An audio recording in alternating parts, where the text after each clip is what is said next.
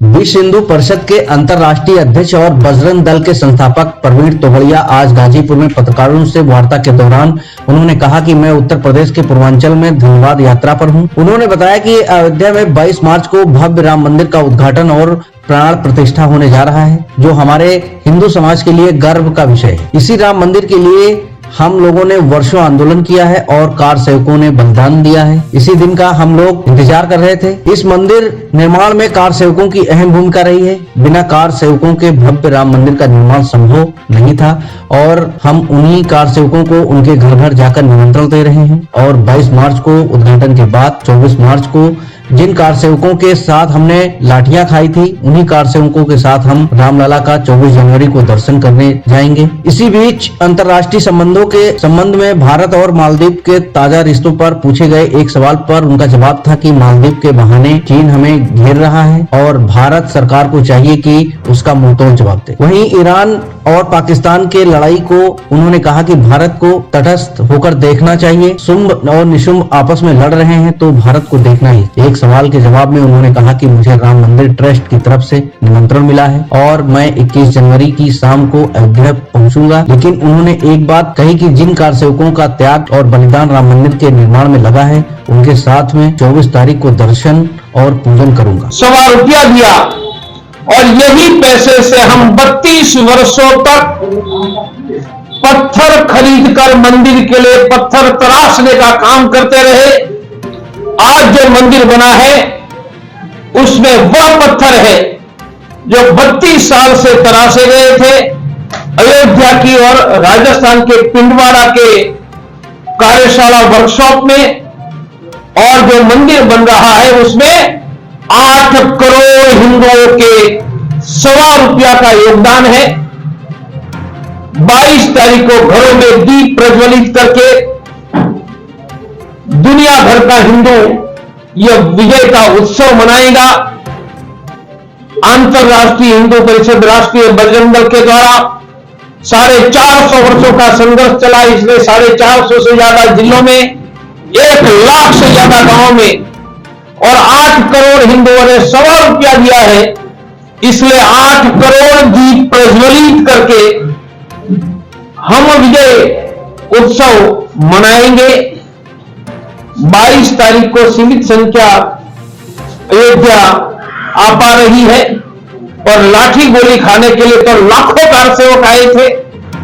इसलिए 24 जनवरी को हमने कार सेवकों को अयोध्या भव्य मंदिर में दर्शन के लिए निमंत्रित किया है।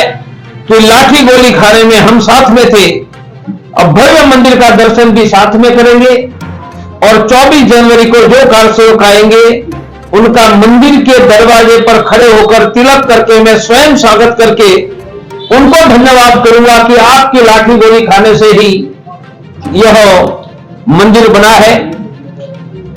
मैं देश को आह्वान करूंगा कि राम मंदिर के मुद्दे पर पूरा देश का हिंदू एक खड़ा हुआ। यह इतिहास में कभी नहीं हुआ था। अब जो हिंदू जगह है देश का, यह देश का हिंदू फिर से समृद्ध बने, अर्थात राम मंदिर से राम राज्य की ओर ले जाने के लिए हिंदू जागरण का हम उपयोग करें। और राम राज्य कहता हूं तब जैसे भगवान राम को 3000 करोड़ का भव्य मंदिर महल मिला है, तो हम राम जी से 3000 करोड़ तो नहीं, गरीब हिंदुओं के लिए 30 लाख का पक्का मकान की मांग कर रहे हैं।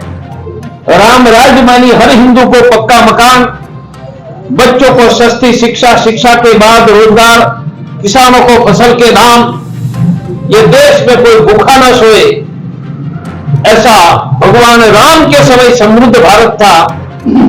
वह मिलकर बनाने का दूसरा चरण का अभियान हम राम मंदिर की बात आगे ले जाने के लिए अंतर्राष्ट्रीय हिंदू परिषद राष्ट्रीय बजरंग दल के द्वारा शुरू करेंगे। अभी यह 14 जनवरी से मेरी 31 जनवरी तक धन्यवाद यात्रा, धन्यवाद हिंदू समाज को, धन्यवाद कार सेवकों को, धन्यवाद ₹1.25 देने वाले हिंदुओं को, धन्यवाद नेतृत्व लेने वाले 1 लाख से ज्यादा संतों को, यह करके जगह जगह पर कार सेवकों का सम्मान भी कर रहा हूं। आप पूछ सकते हैं। आपको निमंत्रण पत्र मिला कि नहीं न्यास की तरफ से? मुझे निमंत्रण पत्र मिला।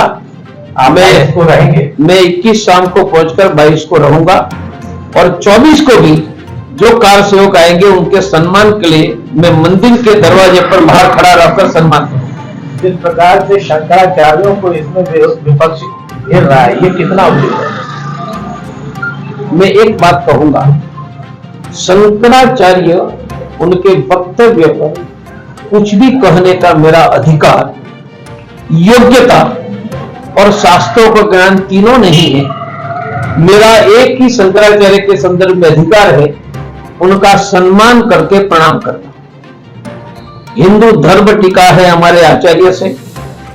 हमारे आचार्य शंकराचार्य, रामानुजाचार्य, रामानंदाचार्य, मध्वाचार्य, निम्बकाचार्य, वल्लभाचार्य, बस यही आचार्य को प्रणाम करना, यही प्रत्येक हिंदू का अधिकार है।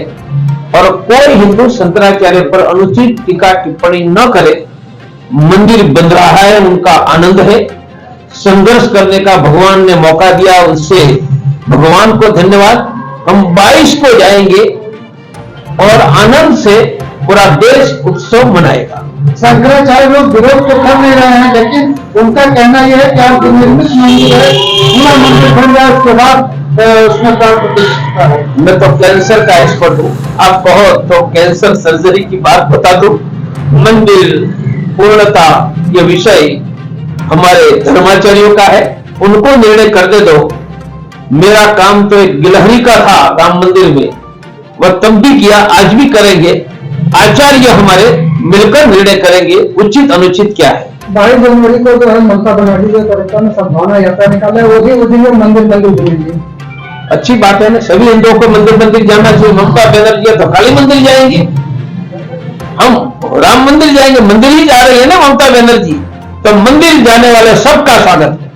आप अंतरराष्ट्रीय विषयों पे भी अपनी विभाग राय रखते हैं। जिस तरह से मालदीव में हो रहा है और उन्होंने 22 मार्च तक का अल्टीमेटम दे दिया सेना हटाने के लिए, इस विषय में क्या कहें? मालदीव की घटना हमारे सुरक्षा के लिए खतरा खड़ी कर रही है। चाइना हमें घेर रहा है, इसलिए मालदीव की घटना ये मालदीव नहीं है, चाइना भारत को घेर रहा है। जैसे 12 करोड़ अरबों के बीच 1 करोड़ यहूदी इजराइलियों ने अपनी सुरक्षा की व्यवस्था की, भारत को अपनी सुरक्षा की इजराइल की भांति सुदृढ़ व्यवस्था करनी चाहिए।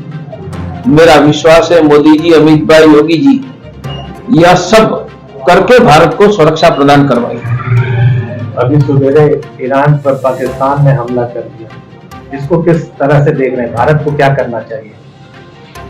लड़ने देना चाहिए। आपका शुंभ निशुंभ लड़ते हैं तो तालियां बजाओ।